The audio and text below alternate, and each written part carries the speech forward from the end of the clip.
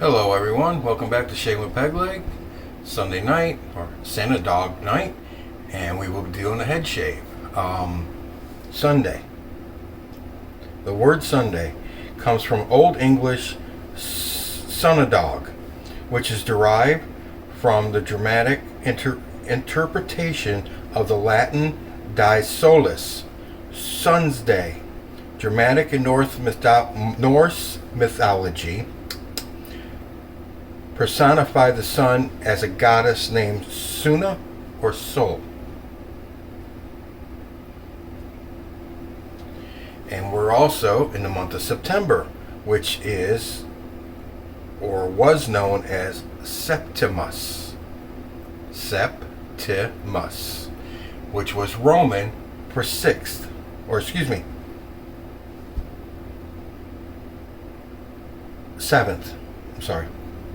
Seventh. Septimus was seventh in Latin in the Roman calendar, because September was the seventh month. As I said before, the Roman calendar only had originally 10 months. So September was the seventh month before additional months were added. Okay. Now we're done with that. I like to do interesting facts on crazy stuff. I can get this one to pull up right. Okay.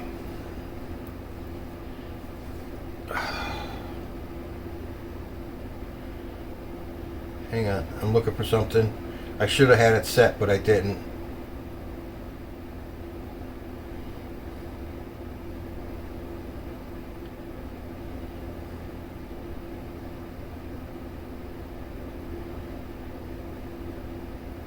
Oh, come on.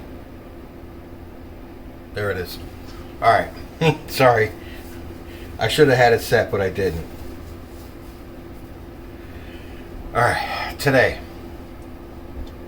doing a little bit of a throwback. I'm using a glycerin puck soap, which I have taken 2.5 of them and ground them down and packed them into a Victorian era shave mug.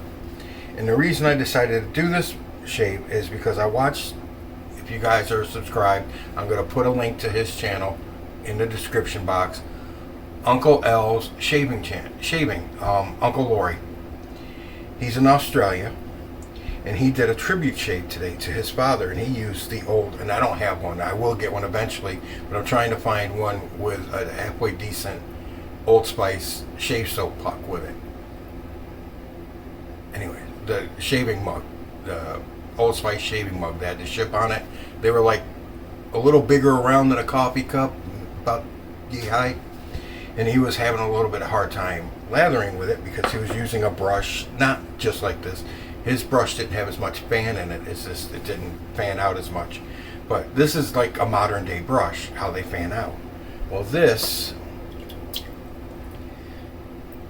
the hairs are a little shorter over time because of use. This is an older style brush.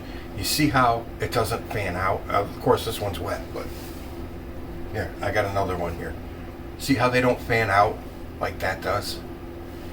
And the reason is because gentlemen back in the day used mugs similar to this that didn't have a lot of room in them for a big fan, and it was easier to use something like this where you weren't constantly doing, because of the knot size. Now he did a good job today lathering his soap, and no, I'm not going to go with a pre-shave, not with this soap. It's a glycerin based soap, very heavy on the glycerin, super slick. But see, it was meant. Now I got it decently loaded up, at least for a pass or two. And yes, this is a very small brush for a big ass dome.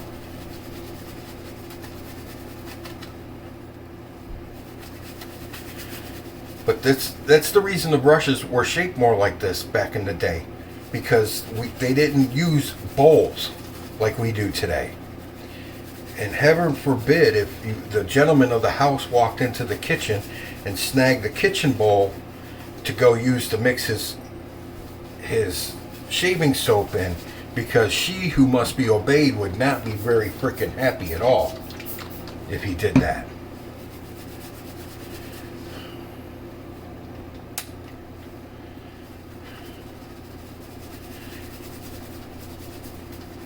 And the couches back then were not as soft as they are now.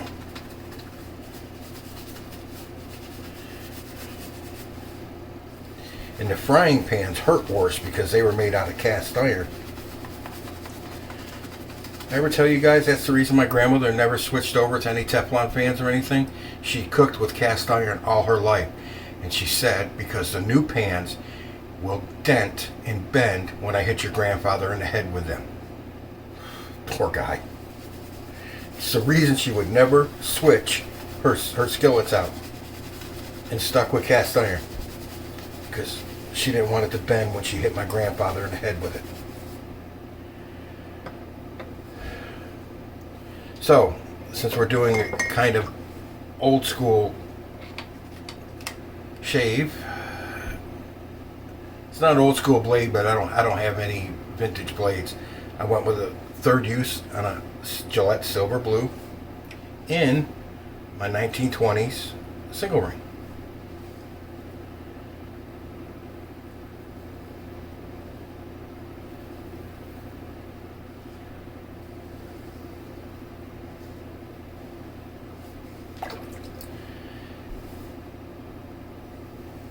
Which, all of this, did I show you what soap I was using? My V&E Maine made Old Tyme Barbershop. This barbershop, I'm using the Splash and Balm for Stirling to go with this, because the Stirling is very close to this barbershop scent. Very, very close. Not exact, but it's close. This, the V&E Glycerin Puck off of eBay is still the best smelling barbershop I have ever used. The most vintage smelling. The modern scent is okay, that powdery scent, I keep saying this. It's okay, it's not my favorite. My favorite was when I used to go into town with my grandfather to get when he went to go get his haircut. And he went into town and he pulled open the door to the barbershop. And all those aromas and scents just slapped you right in the nose. That was a wonderful scent. And that's what this is. And the Stirling is very, very close to that too. To this soap. The Stirling's got that old time open the door scent to it, to the barbershop also.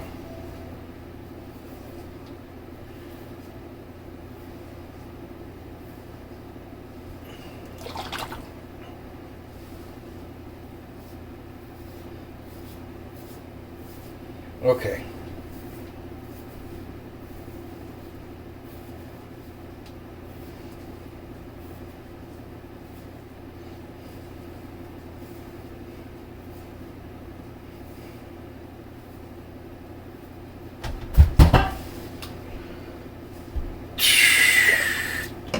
When you got a razor on your head and something hits your chair like that, you don't know what the hell it is. My leg fell over. All right, hit my chair. No problem. Okay. It's just like, whoa, what the hell was that? My toilet coming apart?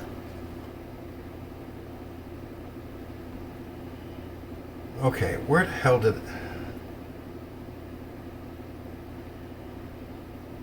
Oh, come on.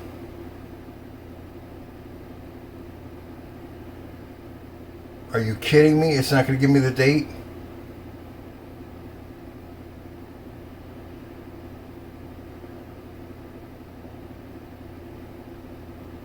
Okay, 1833.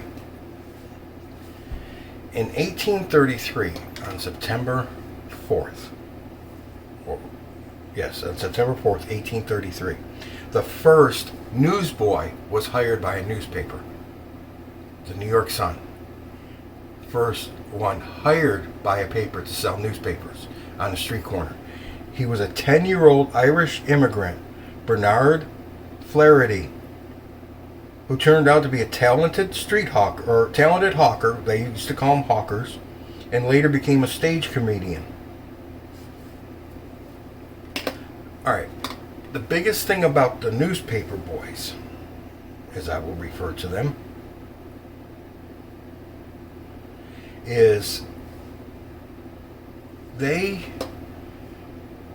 were not employed by the newspapers as a lot of us think. You see the movies where they show the old time kids on the street corner, extra, extra, extra, holding up the news, extra, extra, extra, trying to sell. Well, you know what? About that extra, extra, extra, there was no extra, extra, extra. That was a sales technique to get people to buy the newspaper.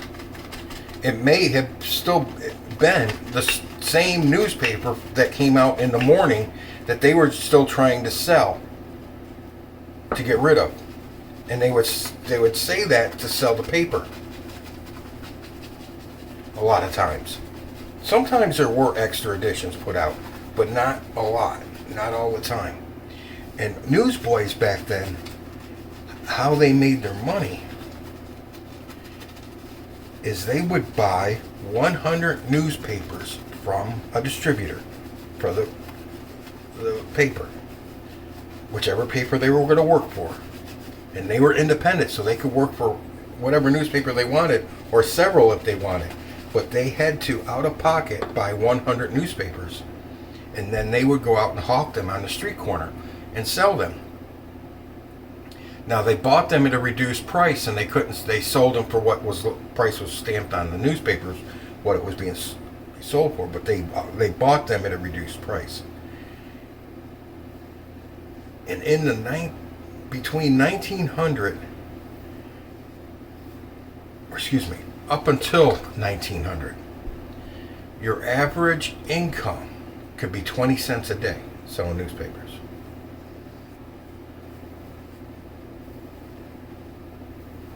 Woohoo, 20 cents a day.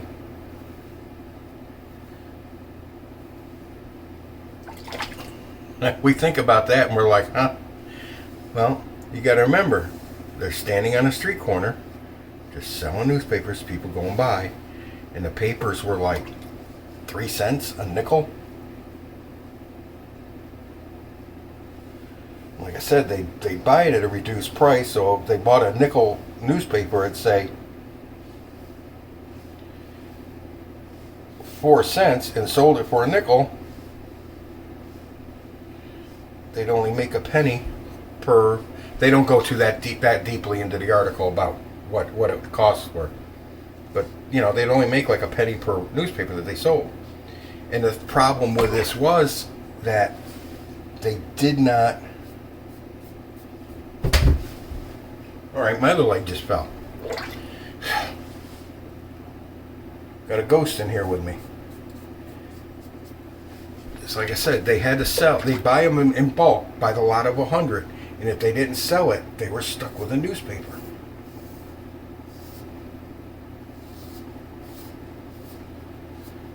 So that's why they came up with the extra, extra, extra, shouting out the headlines and stuff to entice people into buying the newspaper so that they could sell it, get rid of it. And then one ingenious young lad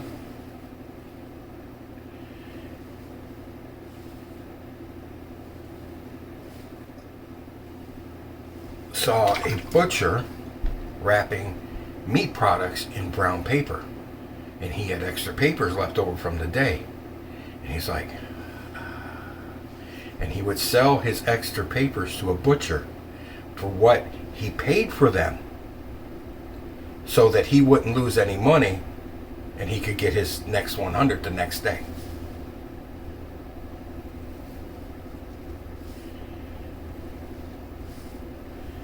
And the butchers would start wrapping in the fish markets and everything. They would wrap stuff in newspaper.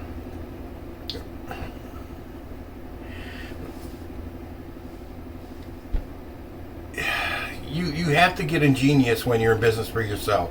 And we're talking kids 9, 10, 11, 12 years old And so one of them came up with this idea: let's sell to the fish shops and the butchers to wrap their products in, so we don't lose money.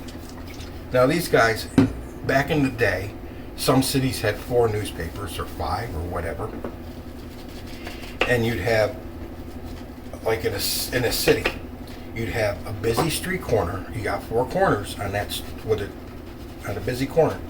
You got 4 corners, and sometimes each corner would have a child, a kid. Girls doing it were very rare, but there were some, but very rare. The boys would be hawking each newspaper from a different corner. One kid would be hawking this paper, another, you got 4 kids hawking 4 different newspapers trying to sell them. Now, you've all seen the movies where newspaper stands, and I think they still have some in New York City. The newspaper stand where the guy's got all the newspapers and magazines. He sells gums and candies and whatnot. Those are independent contractors. They buy their papers and their magazines from a bulk distributor. They buy them and sell them themselves. And if they don't sell them, they're out that money.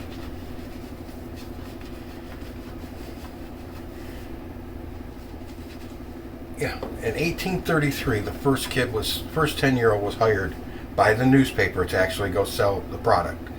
There was a strike in 1899 that changed things for the newspaper boys a little bit.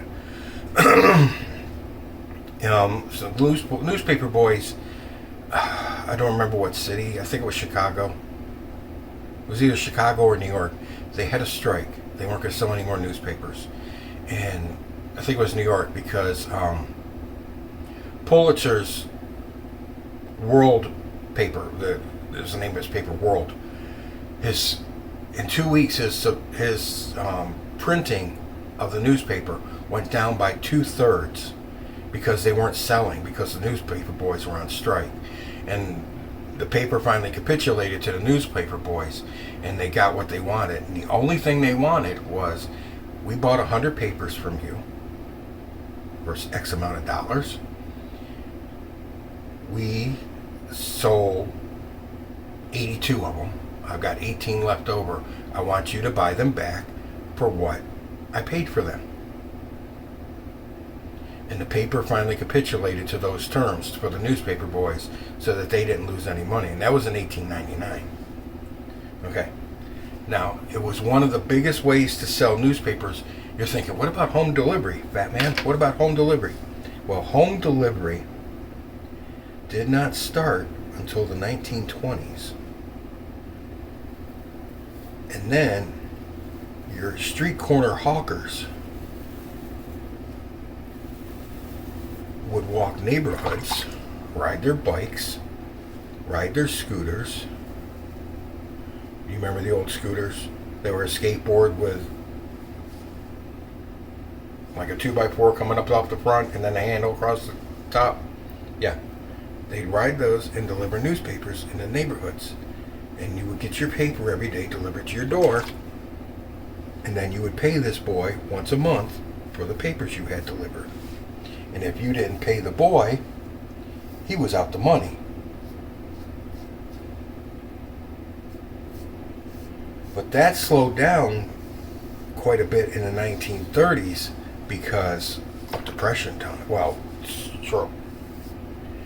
And it was Depression time. It slowed down. That slowed down quite a bit. Hang on, let me do this pass here. I'm going to read you something. Benjamin Franklin, when he was younger, he had an older brother who was a printer and printed a Gazette. And Benjamin Franklin is considered one of the first newspaper hawkers ever, because he would take his brother's paper out when he was a lad, and he would announce the headline. Whatever the headline was, that was his theme for the day. New British taxes. Here, here, here, new British taxes. So whatever it was. And get people to buy the newspaper. He's considered to be the first to ever do it. Benjamin Franklin did a lot, did he not? Discovered electricity, politician. Man was smart, did a lot of things. But he was considered considered one of the first ones to do it. All right. Now here are some people that worked as newsboys, standing on street corners, shouting, extra, extra, extra, trying to sell newspapers. Here's a list of names. A lot you won't know, but there's some in here you will. But these are all considered famous people. Bruce Barton, Ralph Bunche, or Bunchy, B-U-N-C-H-E, Joe DiMaggio, I know you've heard that name, Thomas Edison, Dwight Eisenhower, Sam Rayburn, Walter Reuther, R-E-U-T-H-E-R, David Samoff, Cardinal Spellman, Harry Truman, and Mark Twain all have stood on street corners selling newspapers.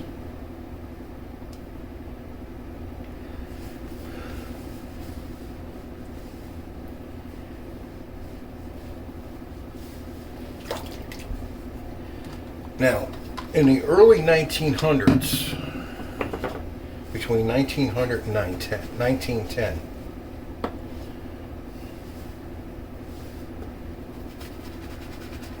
some goody two-shoe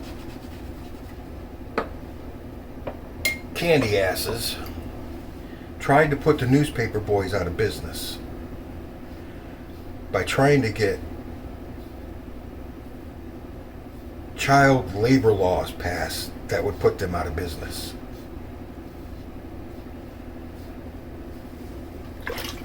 But since the young lads were independent contractors who bought their bundles of 100 and sold them on their own and were not employed by the newspapers,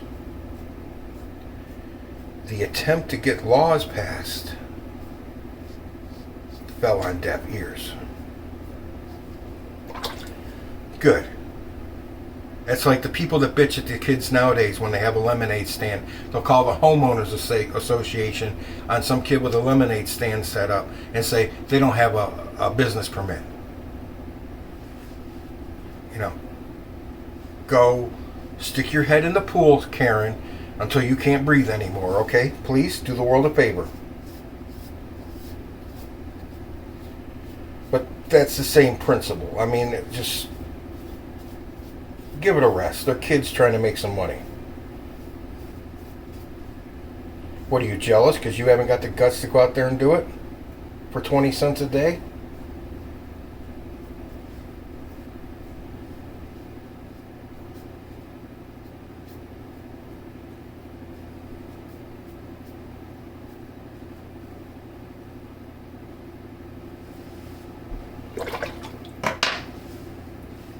Woohoo! Clean. All right. Awesome scent. That's a great scent.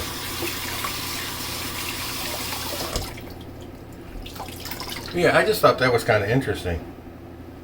Because I've seen the movies where, you know, kids... I haven't seen one in a while, but I used to watch the old movies, the black and whites, and they had the kids out there. Extra, extra, extra. Read all about it.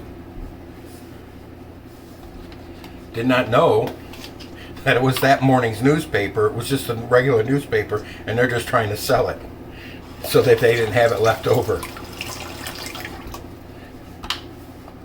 Gentleman John Allen bought.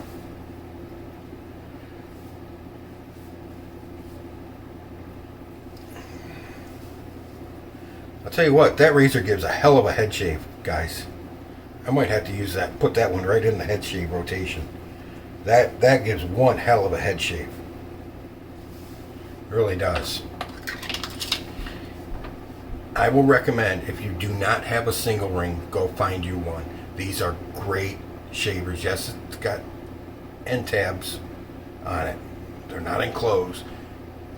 But they're great, great shavers. Don't be afraid of the open comb. Don't ever be afraid of open comb razor.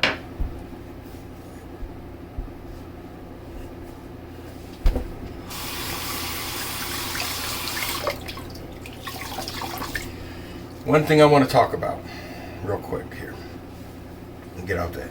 And I wanted to mention it in the beginning and I forgot. But since most of you guys do watch most of the way through my videos, please, I am going to put a link to Justin's page, Justin the Red Island Shaver. I'll put a link in the description box to his page. He's getting close to 1,000. If you are not subscribed to his channel, please go subscribe. He has a beautiful, one of only 3 ever made Outlander, aluminum Outlander in black and red. And that's going to be the giveaway for when he hits 1,000 subscribers. Okay?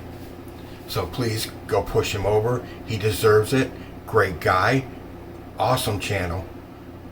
I watch him all the time. I watch almost all the channels I subscribe to all the time. But he's one of the better ones out there. So he deserves to be well over 1,000. He deserves to be over 10,000 as far as I'm concerned. So please go subscribe to his channel so he can give that beautiful razor away, and hopefully I get it. That's something I'll probably never buy. I won't say never. Never say never. I'll probably never try. All right, I'm going to use rose scented witch hazel today, just because.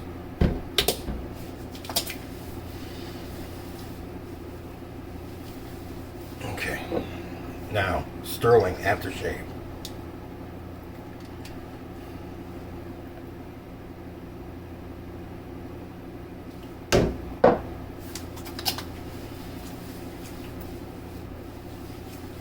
And I told you about Uncle Lurie. I'll have his description there too. And he was having a little bit of, not a real hard time, but you could tell because the cup was so small and that brush, the fan on it was so big. He was having a hard time. That's the reason old brushes are like this. They're more vertical. They don't have that big fanning of the knot. It's because the cups, they didn't use the bowls. And like I said, if they did go get a bowl out of the kitchen, she who must be obeyed would get really pissed. All right. The balm.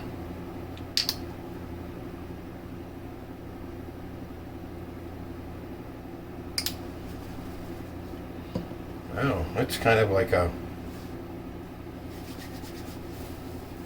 No, that's not enough. I don't know what that was. Was that the oil separating out of it? Yeah, it was. Okay, there.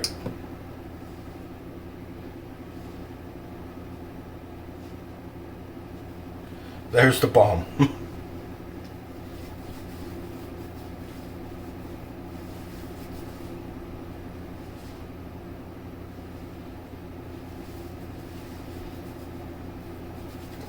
Yeah, that's good. All right, that smells wonderful too. Yes, that Stirling is very, very close to that soap. And that's why it's my second favorite barbershop. All right, guys, I appreciate you being here. Thanks a lot. Don't forget, tomorrow I do the drawing for my 300 subscriber giveaway, and then I'll probably Tuesday morning or Monday night I'll put up the next giveaway. All right, guys, I appreciate you being here. Thank you very much. Anyways, I was gonna say something else, but no, we're getting close to 30. Sorry to keep you so long. I like to talk to you guys, so. And I tell little stories. Maybe it helps you pass time better. Hopefully. All right. Thank you very much. Love you all from here. Thank you for being here. Done with the babbling fat guy in the chair. Excuse me. Done with the babbling fat guy in the camera. You're in the chair next. Happy shaves out there, guys.